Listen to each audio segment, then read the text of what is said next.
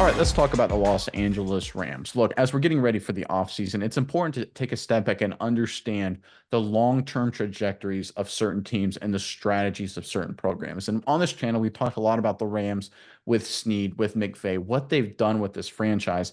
They seem to be thinking differently and in a next level than every other franchise in football. And I don't know if it's by luck, but how often they're able to do it makes me think it's part of a plan. And the latest news involving the Rams supports that to a T. Let's pull up the report, then we'll talk about it more on the other side. All right, this involves, of course, former Rams defensive coordinator Raheem Morris. When the Atlanta Falcons hired Raheem Morris on Thursday to be their next head coach, it entitled the Los Angeles Rams to third round compensatory picks in the 2024 and 2025 drafts. We already sort of know where the first of those picks will end up, 100 or 101. This is a pretty significant event for a team that just drafted Kobe Turner 89th and Puka Nacua 177th. All right. So with the Los Angeles Rams, obviously they traded away a lot of their first round picks for a number of years. Les Snead famously did and was very, very explicit about it. I'll leave it at that. But what the Rams have shown is they're probably the best team in football right now. If they're not the best, they're one of the best, certainly, at drafting in the second, third, and fourth rounds. And one of the ways you can get extra picks in those rounds is if you have veteran players or coaches get picked up by other teams. You get these compensatory draft picks. And the Rams, over the past few years, and we did a story about this about a week ago, have been very active in promoting their other assistants for head coaching jobs. And at the time, we talked about it. Hey, that's a smart move because that'll help attract top coaching talent. But there's another element to this that this story just revealed. Not only just focusing on promoting your assistant coaches for head coaching jobs helps you attract top coaching talent that wants to replace those assistants, it also gives you draft picks. And these kind of draft picks you get as compensatory picks just so happen to be in the spot in the draft the Los Angeles Rams do better than every other franchise in football. This is next level thinking. This is next level strategy, right? This stuff doesn't happen by accident. At this point, I think the Rams are clearly enacting a strategy to accumulate extra assets, both on the coaching department, and when those guys eventually leave, they get great draft picks that they can use to add more talent to the roster. The Rams right now, I think, in my opinion, are just being smarter than I think every team in the NFC, and they're certainly one of the smarter teams throughout the entire NFL. Miles, I'm curious what your thoughts are on the story and everything involving the Rams. But first, Rams fans, let us know in the comment section below. Look, as we're getting ready for the offseason, there's a lot of areas to potentially upgrade this football team. We talked about it in our last video. But in the comment section below, give us the one position group you think the Rams are solid at, that they don't need any help. You can't pick quarterback with Stafford. That's not really fair. Give us another position group where you're like, hey, listen, they're good. Focus on the attention elsewhere and give us that position group in the comment section below. But Miles, give me your thoughts on this news involving the Rams and just everything with LA strategy right now. Yeah, Nick, I think anyone would trade Raheem Morris. Like, if you were to say, hey, you lose Raheem Morris, he goes to a team, but you get Kobe Turner and Puka Nacua. Like, seeing that that is the kind of player that they can get out of that range in the draft, I think you feel pretty good about any coordinator that moves on for this team, as long as Sean McVay is, the mastermind, the brains, and Les Snead as well behind this organization. You feel good about moving on from anyone that you're going to bring in some really smart moves and get some really great players out of those draft picks.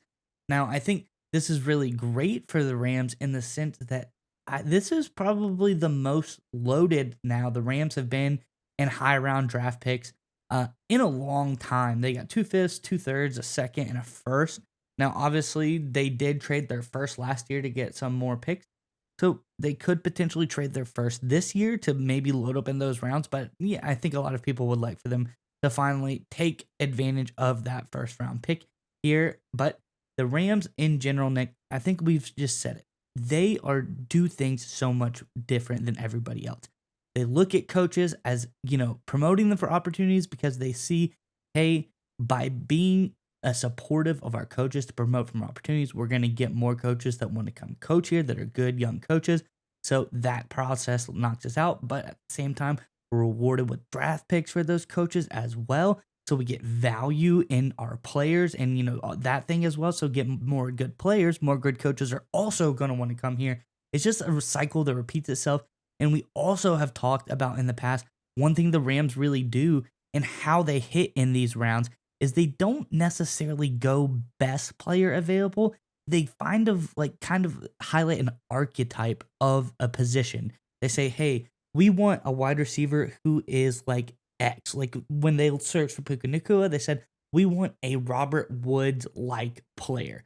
So they go through their draft and they just hyper focus on a guy that is pretty close to Robert Woods, a guy they thought fit really well in their system. Voila, you're able to get Puka Nakua. So I think just that Rams focus on the untraditional way that they try to look at drafting players, say, hey, we just need an archetype of a guy that fits our mold. We don't need the best wide receiver. We need the best wide receiver for us. I think those are the kind of things the Rams do so much better than everybody else and why they've been so successful lately. And it's important to understand that this is a strategy, right? This is something this is defined, and you can see it with how the Rams structure their salary cap, right? If you look at, I mean, they're obviously top heavy with Cooper Cup, Matt Stafford, and Aaron Donald, right? Three superstars near the top of their position groups in terms of the salary cap hit in 2024. But after that, it's a big drop. And one of the reasons they're allowed to be top heavy with paying those stars is because they're able to find these quality guys in later rounds because they're identifying the archetypes, like you mentioned. And if you look at the cap hits on some of these young stars, I mean, it is absolutely ridiculous. You got Byron Young, impressive rookie last year, 1.2 million cap hit. Steve Avila, young rookie last year, did a really nice job, 2.1 million. Kobe Turner, 1.2 million. Kyron Williams, running back's been around a little bit, became a star, only $1 million. I can't even find Puka Nakua. There he is, $975,000 salary cap hit. Those numbers according to overthecap.com. So again, it's all part of the strategy. It allows you to pay your top heavy veteran stars, the Donalds, the Staffords, the Cooper Cups, big money, keep them happy, allows you to accumulate these mid-round draft picks where you find your archetype to fill out the rest of your roster, and the results are success. The Rams continue to prove themselves as probably the smartest franchise in the NFL. If they're not number one, they're certainly in top three. And Rams fans, look, you guys have to be excited. This 2023 was kind of a surprise year, but I think going forward, there are no surprises for the Rams because if you're this smart, you're going to be good.